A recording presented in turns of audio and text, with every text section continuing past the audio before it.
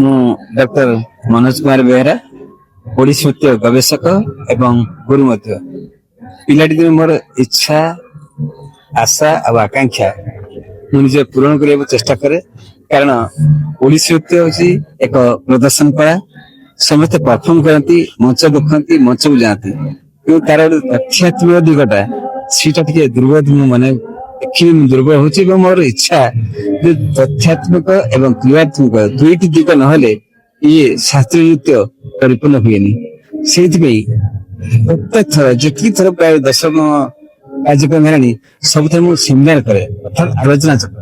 ପ୍ରତ୍ୟେକ ଥର ଗୋଟେ ଗୋଟେ ଟପିକ ଆଲୋଚନା ଥିଲା। ଆଜି ଗୋଟେ ଟପିକ ଥିଲା ଓଡ଼ିଶୀ ନୃତ୍ୟର ତାର ଶାସ୍ତ୍ରତା, ତା ଦ୍ୱାରା କେମିତି ଆଧୁନିକତାର ପ୍ରଭାବ ପଡୁଛି ଏବଂ କେମିତି ତାର ମୌଳିକତା ସଙ୍କଟ ଦେଖାଦେଇଛି। ତା ଏଇଟା ସମସ୍ତେ ଆପଣମାନେ ଉପଲବ୍ଧ କରିଛନ୍ତି। କଣ ସଙ୍କଟ ରହିଛି? ଛୋଟ ପିଲାଠୁ ବଡ ପିଲା ସମସ୍ତେ ନୃତ୍ୟ ପ୍ରଦର୍ଶନ କରୁଛନ୍ତି, ସମସ୍ତେ ଅଭ୍ୟାସ କରୁଛନ୍ତି, କିନ୍ତୁ ସାଧନାର ଘୋର ଅଭାବ, ଯାହା ତପସ୍ୟା କହିଲେ ବୁଝାଯାଏ। ତେଣୁ ସେଇ ପରିପ୍ରେକ୍ଷୀରେ ଆଜିର ଥିଲା ଯୋଉ ସେମିନାର ବହୁ ମାତ୍ରାରେ ହେଇଛି ଏବଂ ବହୁତ ଗୁଣୀ, ଜ୍ଞାନୀ, ଗବେଷକ ସମସ୍ତେ ନୃତ୍ୟବିତ ମାନେ ଆଜି ପ୍ରାୟ 60-70 ଥିଲେ ସେମିନାର। ପ୍ରାୟ ସମସ୍ତେ କହନ୍ତି ସେମିନାର ଲୋକ ହୁଅନ୍ତିନି, କିନ୍ତୁ ମୁଁ ଯେବେ ସେମିନାର କରେ ମୋର ହଲ୍ ଭରପୁର ହେଇଥାଏ ଏବଂ ସମସ୍ତେ ସାଇଲେନ୍ସଲି ପ୍ରାୟ 2 ଘଣ୍ଟା କାଳ ଗୋଟେ ତର୍ଜମା ଚାଲିଥିଲା, ବହୁତ ଆଲୋଚନା ହେଇଥିଲା, ପ୍ରବନ୍ଧ ପାଠ ହେଇଥିଲା ଏବଂ ତାର ନିଶ୍ୱାସୀ ବାହାରିଲା। ସମସ୍ତେ କହିଛନ୍ତି ଯେ ମୌଳିକତା ବାଦ ଦେଇ ଆମେ କିଛି କରିପାରିବା ନାହିଁ। କିନ୍ତୁ ଆଧୁନିକତାର ପ୍ରଭାବ, ଆଧୁନିକ ଗଲେ ମଧ୍ୟ ସମସ୍ତେ ବିଚ୍ୟୁତ ଘଟିଛନ୍ତି, ଘଟି ପାରନ୍ତି କି ଘଟିବେ, କିନ୍ତୁ ସମସ୍ତେ ସେ ଗୋଟେ କଥା କହିଛନ୍ତି, ମୌଳିକତା ହଉଛି ଆମର ଶ୍ରେଷ୍ଠତ୍ୱ। ମୌଳିକ ଛାଡିକି ଆମେ ଆଗକୁ ଗଲେ ଏହାର ନିଶ୍ଚିତ ଭାବରେ ବିପଦଗାମୀ ବା ସଂକଟାପନ୍ନ ହବ, ତାର ମତ ଦେଇଛନ୍ତି। ପ୍ରାୟ ଆଜିର ଏଇ କାର୍ଯ୍ୟକ୍ରମ 70-80 ପିଲା ଭାଗ ନେଇଥିଲେ। ସେଗୁଡା କେଉଁଝର, କରଞ୍ଜିଆ, ମୟୂରଭଞ୍ଜ, ବୌଦ୍ଧ, ଭଦ୍ରକ ସହର, ବାଲେଶ୍ୱର, ଖୋର୍ଦ୍ଧା, ଭବାନୀପାଟଣା, ଏମିତି ଓଡିଶା ପ୍ରାୟ ପ୍ରତ୍ୟେକ ସହରରୁ ଆସିଥାନ୍ତି। ମୁଁ ପ୍ରତ୍ୟେକ ବର୍ଷ ପ୍ରାୟ ବିଭିନ୍ନ ଅଞ୍ଚଳରେ ସେମିନାର କରେ, ପ୍ରୋଗ୍ରାମ କରେ, ଏହା ମୋର ଆଭିମୁଖ୍ୟ ଥାଏ। ତେଣୁ ଏ ଆଜିର କାର୍ଯ୍ୟକ୍ରମ ସେଇଟା ସଫଳ କରିଛି, ସେଥିପାଇଁ ଧନ୍ୟବାଦ। ମୁଁ କେମିଷ୍ଟ୍ରି ଡିପାର୍ଟମେଣ୍ଟରୁ ଅବସର ଗ୍ରହଣ କରିଛି। ମୋର ନୃତ୍ୟ ଶିକ୍ଷା ଆରମ୍ଭ ବହୁତ ପିଲାଦିନୁ 1962 ମସିହାରୁ ମହାଗୁରୁ ଡକ୍ଟର ଦେବପ୍ରସାଦ ଦାସଙ୍କ ଠାରୁ ମୁଁ ବାରିପଦାରେ ନୃତ୍ୟ ଶିକ୍ଷା ଆରମ୍ଭ କରିଥିଲି ଏବଂ ତାହାପରେ ମୁଁ ସେହି ଦେବପ୍ରସାଦ ଦାସଙ୍କ ଶୈଳୀରେ ନୃତ୍ୟ ପରିବେଷଣ କରିଛି ଭାରତ ଏବଂ ଭାରତ ବାହାରେ, ଏବଂ ତାଙ୍କର ଶୈଳୀକୁ ସମ୍ମାନର ସହିତ ଗ୍ରହଣ କରିଛି ଏବଂ ତାହା କରିଚାଲିଛି। ଏବଂ ଆଜିର ଏହି ସେମିନାର ନୃତ୍ୟଶ୍ରୀ ଅନୁଷ୍ଠାନ ପକ୍ଷରୁ ଆୟୋଜିତ ଡକ୍ଟର ମନୋଜ କୁମାର ବେହେରାଙ୍କ ଦ୍ୱାରା ଆୟୋଜିତ ହୋଇଥିବା ଏହି ସେମିନାର ଅତ୍ୟନ୍ତ ମନନଶୀଳ ଏବଂ ଶିକ୍ଷଣୀୟ ଏବଂ ବିସ୍ତୃତ ଭାବରେ କରାଯାଇଥିଲା। ଆଜିର ଟପିକ ଥିଲା the impact of modernity and crisis of classical fundamentals in Odissi dance.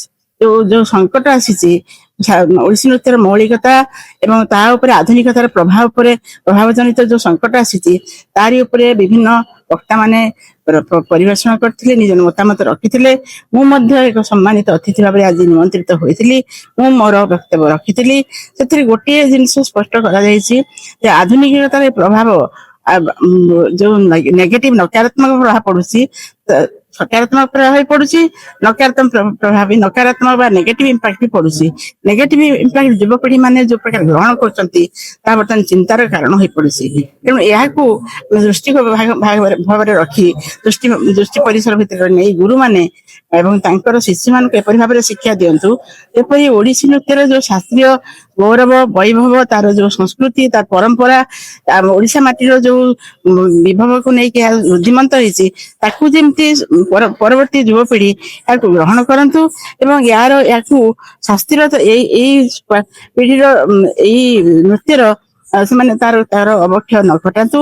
କାହିଁକି ନା ଗୁରୁମାନଙ୍କର ଯୋଉ ଶିକ୍ଷା କରିବାର ଥିଲା, ତାହା ଶିକ୍ଷା କରିସାରିଛନ୍ତି। ବର୍ତ୍ତମାନ ସେମାନେ ଶିକ୍ଷା ଦାନ କରୁଛନ୍ତି ଯୋଉ ପିଢି ମାନଙ୍କ ପାଖରେ ଆମର ରହିଛି ଉତ୍ତରଦାୟିତ୍ୱ ରହିଛି, ସେମାନଙ୍କ ପାଖରେ ସେଇ ପ୍ରକାରର ଚେତନା ଏବଂ ଗ୍ରହଣ କରିବାର ଯୋଗ୍ୟତା ଏବଂ ସେଇ ପ୍ରକାରର ସମ୍ମାନ ଓଡିଶୀ ନୃତ୍ୟ ପ୍ରତି ରହିବା ଦରକାର। ଆଜି ଓଡିଶୀ ନୃତ୍ୟକୁ ଯଦି ଆମେ ଅବଲୋକନ କରିବା, ତାକୁ ଯଦି ଦେଖି ତା ବିଷୟରେ ଚିନ୍ତା କରିବା, ଆମେ ଦେଖିବା ଯେ ଏହା ଆମର ଓଡିଶା ମାଟିରେ ଆଉ ନାହିଁ। ସାରା ବିଶ୍ୱରେ କୋଣ ଅନୁକୋଣରେ ବର୍ତ୍ତମାନ ଓଡିଶୀ ନୃତ୍ୟ ପ୍ରଚାର ହଉଛି ଏବଂ ତାଙ୍କୁ ସମସ୍ତେ ହିଁ ତାର ଯୋଉ ଲାସ୍ୟ ଭୟ ଭଙ୍ଗିମା, ତାର ଯୋଉ ଅପୂର୍ବ ସୌନ୍ଦର୍ଯ୍ୟ, ତାର ପରିବେଷଣ କରିବାର ଯୋଉ ଶୈଳୀ, ଏ ସମସ୍ତଙ୍କ ମନକୁ ଆଦୃତ କରୁଛି। ମୁଁ ଥରେ ଯୋଉ ଜଣେ ବିଦେଶୀ ଲୋକଙ୍କ ସହିତ ଆଲୋଚନା କଲା ବେଳେ ମୁଁ କହିଲି, ଆପଣ ଓଡିଶୀ ନୃତ୍ୟର କୋଉ ଜିନିଷ ଦେଖିବାକୁ ଭଲ ପାଆନ୍ତି? ସେ କହିଲେ ଯେ ମୁଁ ଓଡିଶୀ ନୃତ୍ୟରେ ଆମର ଓଡିଶାରେ, ମୁଁ ତ ବିଶେଷ ବାହାରୁ ଆସୁଛି, ମୁଁ କେବଳ ଓଡିଶୀ ନୃତ୍ୟ ଦେଖିଲା ବେଳେ ଓଡିଶୀ ନୃତ୍ୟର ଯୋଉ କାରୁକାର୍ଯ୍ୟ, ମନ୍ଦିରରେ ଯୋଉ ଯାତ୍ରାରେ ଯୋଉ ସୁନ୍ଦର କାରୁକାର୍ଯ୍ୟ ହେଇଥାଏ, ମୁଁ ତାରି ପ୍ରତିବିମ୍ବ ଓଡିଶୀ ନୃତ୍ୟରେ ଦେଖିବାକୁ ଚାହେଁ। ଆମେ ତାକୁ ହିଁ ଦେଖିବୁ, ଜାଣିବୁ ଯେ ଏଇଟା ହିଁ ଓଡିଶୀ ନୃତ୍ୟ। ତେଣୁ କାରୁକଳା, ସୌନ୍ଦର୍ଯ୍ୟ କଳା, ଆମର ଯୋଉ ମନ୍ଦିର ଗାତ୍ରରେ ଯୋଉ ବୈଭବ ରଖାଯାଇଛି, ତାହା ଆମକୁ ଦିଗଦର୍ଶନ ଦଉଛି, ଆମକୁ ତାର ମାନ୍ୟତା ବିଷୟରେ ସୂଚାଇ ଦଉଛି। ଏହା ଏକ ଅତ୍ୟନ୍ତ ଗୁରୁତ୍ୱପୂର୍ଣ୍ଣ ବିଷୟ। ଆମକୁ ଏପରି ଭାବରେ ସମ୍ପୂର୍ଣ୍ଣ ଭାବରେ ବିଲୋପ ପାଇଯାଇଥିବା ଏକ ନୃତ୍ୟ କଳା, ଓଡ୍ର ମାଗଧୀ ଶୈଳୀ 5 ବର୍ଷ ପୂର୍ବରୁ ଯାହା ନାଟ୍ୟ ଶାସ୍ତ୍ରରେ ମେନସନ ହେଇଥିଲା, ଉଲ୍ଲେଖ କରାଯାଇଛି, ତା କୋଉ ଦିନରୁ ଅବକ୍ଷୟ ହୋଇକି 1950 ଦଶକରେ କିଛି ଗୁରୁ ମାନଙ୍କର ସମ୍ପୂର୍ଣ୍ଣ 3-4 ଜଣ ସମର୍ପିତ ଅତ୍ୟନ୍ତ କଠିନ ସାଧନା କରିକି ତାକୁ ପୁଣି ରିଭାଇଭ କରିଛନ୍ତି, ରିଜେନେରେଟ କରିଛନ୍ତି। ଆଉ ଆମ ହାତରେ ଆଜି ଏଇ ପିଢି ହାତରେ, ଆମମାନଙ୍କୁ ପିଲାଦିନୁ ଆମକୁ ଶିକ୍ଷା ଦେଇଛନ୍ତି ଏବଂ ଏଇ ଯୁବପିଢି ହାତରେ ଏ ଯୋଉ ସୁନ୍ଦର କଳାକୁ ସମର୍ପି ଦେଇଛନ୍ତି।